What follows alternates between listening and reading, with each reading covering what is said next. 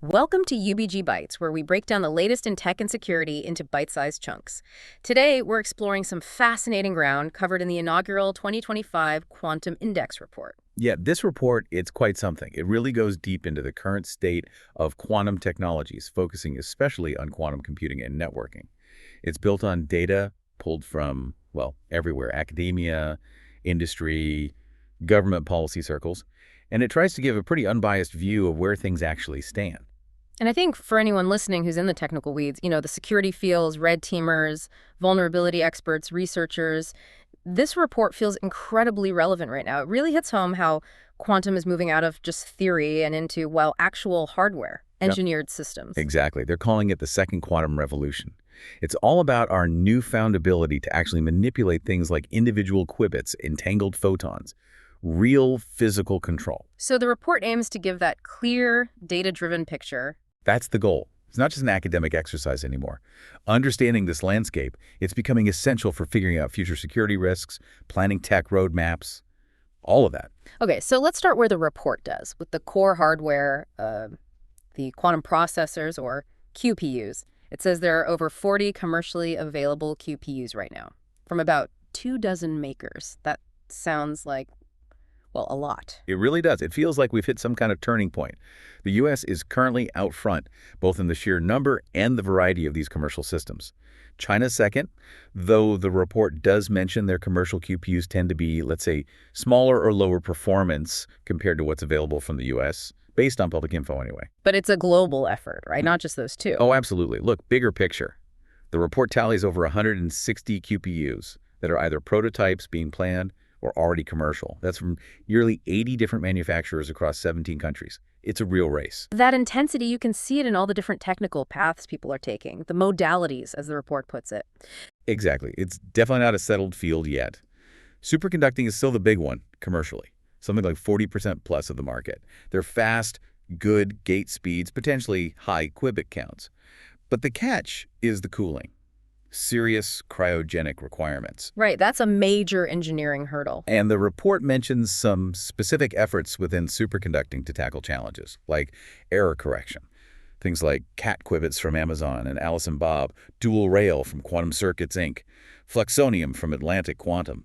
Different engineering plays. Then there are trapped ions. Quantinuum, Oxford Ionics are names that come up. The report highlights their strengths, right? High fidelity. Incredibly high fidelity, yes.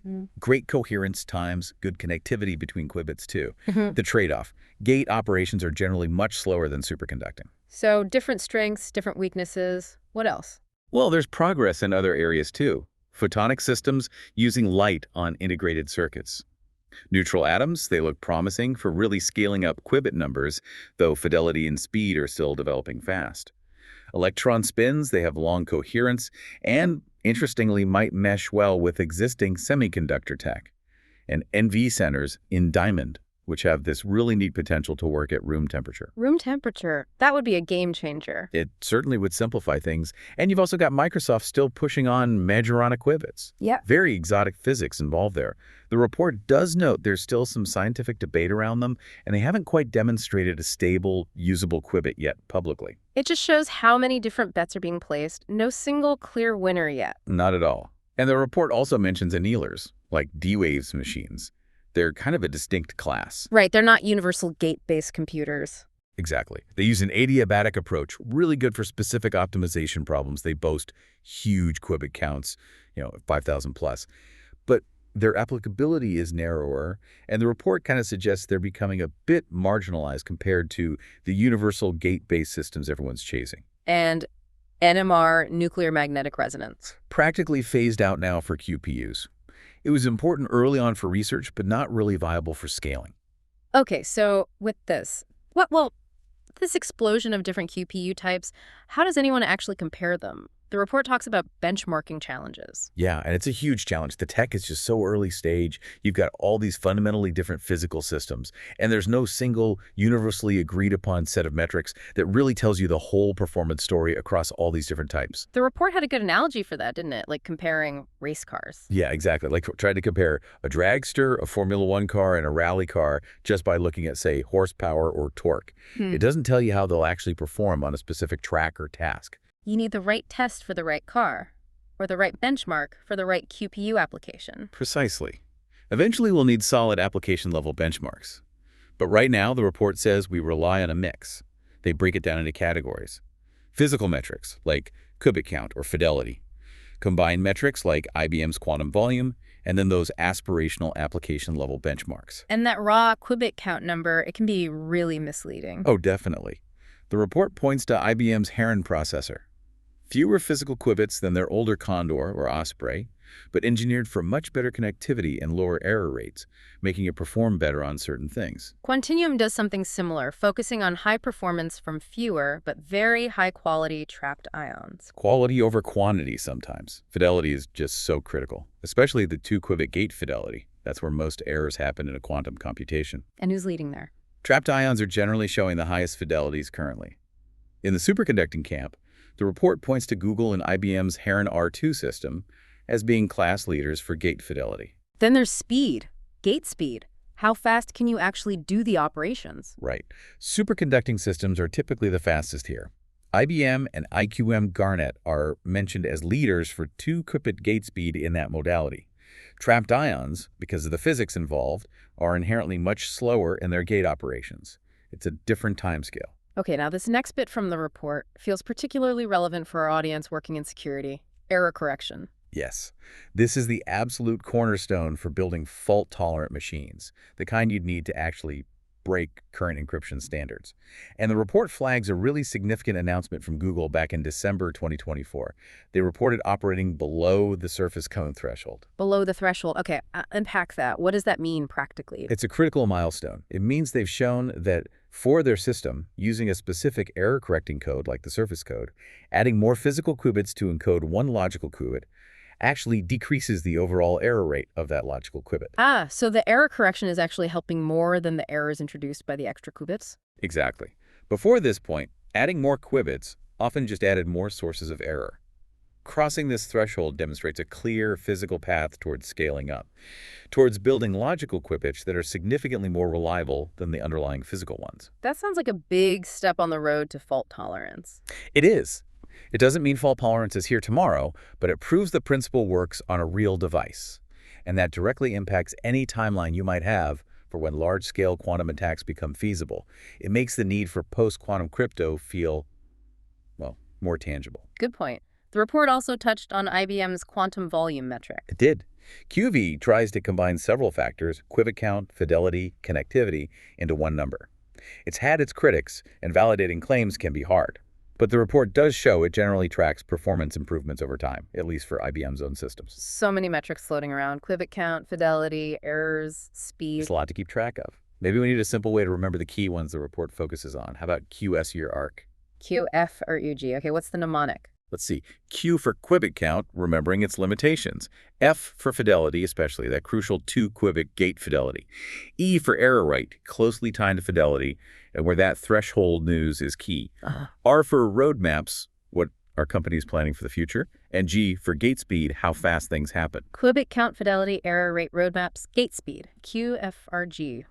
I like it. Helps organize things. Yeah, just a way to frame the key performance aspects. So speaking of the R in Q for roadmaps, what does the report suggest about the future QPU landscape? Any shifts expected? The projections suggest we might see other modalities gain ground. Electron spin, NV centers, neutral atoms are all expected to become more prominent. We might also see qubit count growth slow down a bit, relatively speaking, as the focus really doubles down on improving fidelity and error rates, the quality aspect. Makes sense. Get the basics really solid before just adding more noisy qubits. Precisely. The report mentions company roadmaps. Sequantum aiming for huge numbers with photonics, Quantinuum pushing error rate boundaries with ions, Inflection trying to balance different metrics, lots of different strategies playing out. Okay, let's shift from the processors themselves to connecting them. Quantum networking. What's the report say there? Right, quantum networking. Important to clarify, this isn't about replacing the classical internet we use every day. It's for different tasks. Entirely different. It's designed to transmit quantum states, quantum information directly. And crucially, to distribute entanglement between different locations or nodes. And the potential applications. Secure communication jumps out immediately for anyone in security. Absolutely, that's a major driver. Also, the ability to potentially link separate quantum computers together to create a more powerful distributed quantum computing resource. How far along is this field? It's definitely emerging, but making real progress. A key part of that progress is building test beds. The report makes a point of defining these clearly. Accessible platforms built specifically for rigorous, repeatable testing of quantum network components, protocols, whole systems. They're distinct from just one-off demos or prototypes. And are these test beds popping up? They are. The report identified 28 significant ones across the U.S. and Europe, 13 in the U.S., 15 in Europe. These are the places where the R&D gets real-world validation. And there are larger initiatives too, right? Like in the EU? Yes, the EU's Quantum Internet Alliance, QIA, is actively building a network. And they announced something pretty important just this past March, the first operating system designed specifically for quantum networks. An OS for quantum networks. What does that enable? Think about managing resources. How do you route entanglement efficiently? How do you allocate quantum memory? An OS provides that crucial layer of abstraction and control needed for complex network operations. So the infrastructure and the software are starting to come together. Slowly but surely. And the strategic importance is definitely recognized. A U.S. National Quantum Initiative Advisory Committee report highlighted quantum networking's role for both the economy and national security. Secure information transfer, linking QPUs, these are capabilities nations are watching closely. Okay, let's zoom out a bit. The report also covers the wider ecosystem, patents, workforce, policy. What's the patent picture look like? Patents are always an interesting indicator, showing where research is turning into potentially valuable intellectual property. The report shows corporations now hold the majority share, about 54% of quantum computing patents. Universities hold around 37%. That's a big chunk held by industry. And the growth rate. Explosive. Over 300% growth between 2016 and 2021.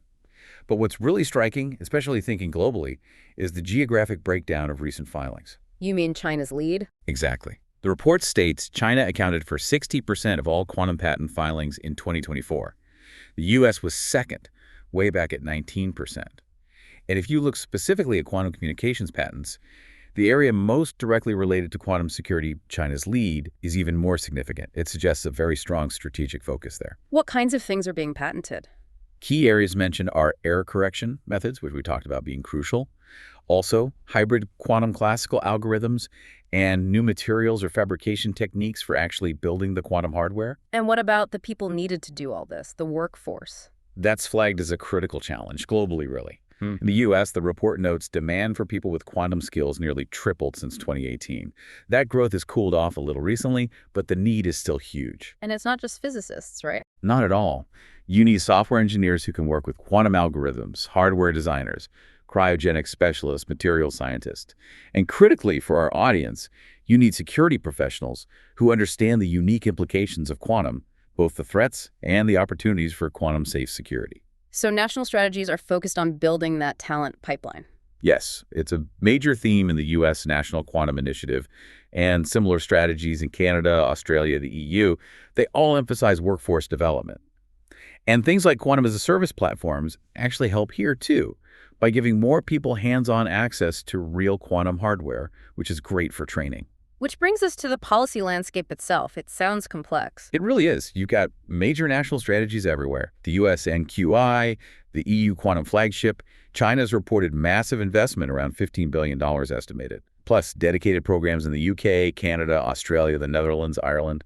The list goes on. Everyone wants a piece of the quantum future. Pretty much. And it creates this inherent tension. Basic science often thrives on open collaboration globally.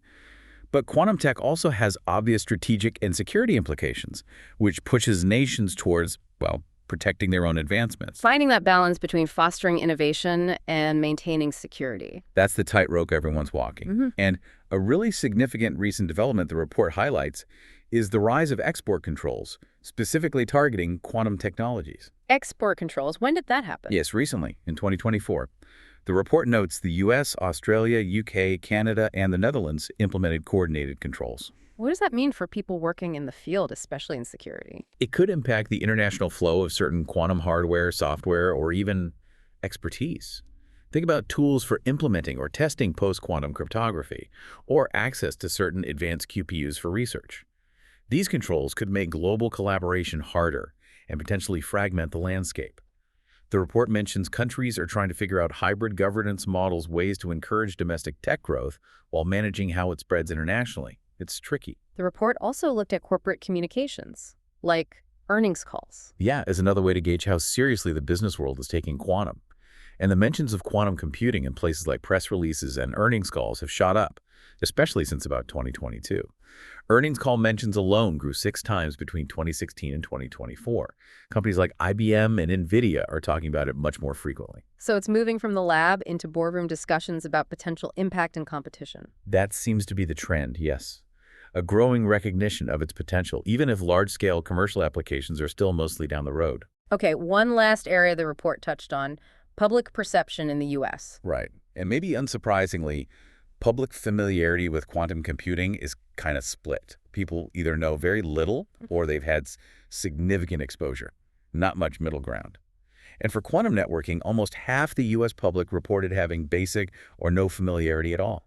What about how people feel about it? That was interesting. Generally, there's a lot of excitement about potential applications, new materials, better optimization, things like that. But nervousness spikes specifically around data security and cryptography. About 24% expressed nervousness there. Well, given the potential to break current encryption, that's understandable. It is. But here's a nuance. The report found that when you frame quantum networking around its potential for secure communication, it actually generates more positive emotional responses, more enthusiasm than when you frame it around just linking QPUs for more computing power. So how it's presented really matters for public acceptance. It seems so. Framing is key. Okay, so let's try and tie this all together. We've got rapid technical progress, QPUs getting better, error correction hitting milestones, networking testbeds coming online. We've got intense global competition reflected in patents, national policies, rising export controls, and growing corporate interest. What's the main takeaway from this picture, especially for security professionals listening? I think the takeaway is that this isn't some far-off abstract thing anymore. The report paints a picture of accelerating development on multiple fronts simultaneously. The technical pieces are maturing faster than maybe some expected. Look at that error correction threshold result. At the same time, the commercial and strategic pressures are ramping up significantly. Nations are actively trying to control the flow of this technology. And this is crucial from the benchmarking section. The technology isn't ready yet for those large-scale tasks like breaking RSA 2048 across the board. We're in this critical window. Exactly. That's the tension. Development is happening incredibly fast, driven by intense competition, and it's becoming strategically sensitive with things like export controls. All while the really disruptive applications, like widespread cryptanalysis, are still maybe some years away, but the path there is becoming clearer. For security pros, it means you can't afford to be complacent. You need to understand this rapid competitive evolution. How do you prepare for threats when the underlying technology landscape is shifting so quickly and access might become more restricted? How do you plan PQC migration when the adversary's potential capabilities are a moving target defined by this very progress? So the report basically provides the data to show that this acceleration in competition isn't theoretical, it's happening right now. Staying ahead of that curve is the challenge. That's the bottom line. Yeah. Vigilance, understanding the technical trends and the strategic context, it's all crucial. Navigating that is definitely going to be the core challenge in the next few years. I agree completely. That's all for this bite of InfoSec Insight. Until next time, stay sharp, stay curious, and keep breaking things responsibly, of course.